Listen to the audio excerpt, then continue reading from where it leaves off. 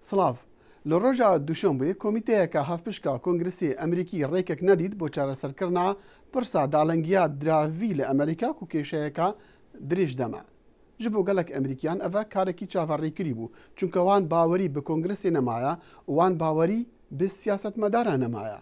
Rêjeya pesendkirina karê Kongresê di nav Emerîkiyan de gelek hatiye xwar û gihiştiye neh ji sedê. Ev rêjeyeka gelek kêm e. Digel hindê jî gelek Emerîkî gazinda ji xwe dikin. Çikû dizanin di welatekî demokratî weka Amerîka da ew kar bidest ew desthilatdarên hey stêle ne. Çunku ew neçûne dengî bidin hevrekekî wan. Em li bajarê Houstonê wîlayeta Texasîn. Cadeya vî bajarê navdarê Emerîkî pirî xelkê bêhîviye ji siyasetvanan.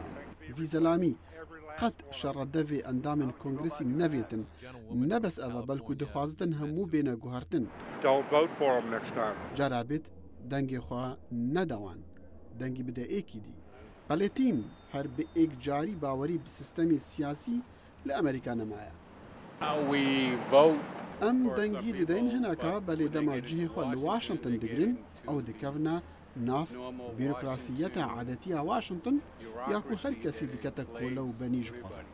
Britney dayika êk zarokiya dibêjitin Kongres û Serok Obama ew bêhîvî kirine. Wan wesa kirine ew bikefte xema paşa roja zarokê xwe. Eger tu sozekê bidî me em çavarî kiryaran e. Bi taybet demete desthilateka wesa bihêz hebitin. Ez hêvî dikim Kongres karekî biketin di qazanca me de bitin li şûne ew li pişt mêza şerredevî biketin. Endamên Komala Occupy Houston yan Komala dagirkirina Houston rexnegirên hikûmeta Emerîkî û sistemê diraviyê Emerîkan e.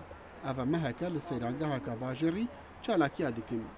Şerdor dibêjitin gelek alî hene karîgeriyê dikene ser Kongresê û nahêlin partiyên siyasî hevkariyê bikin.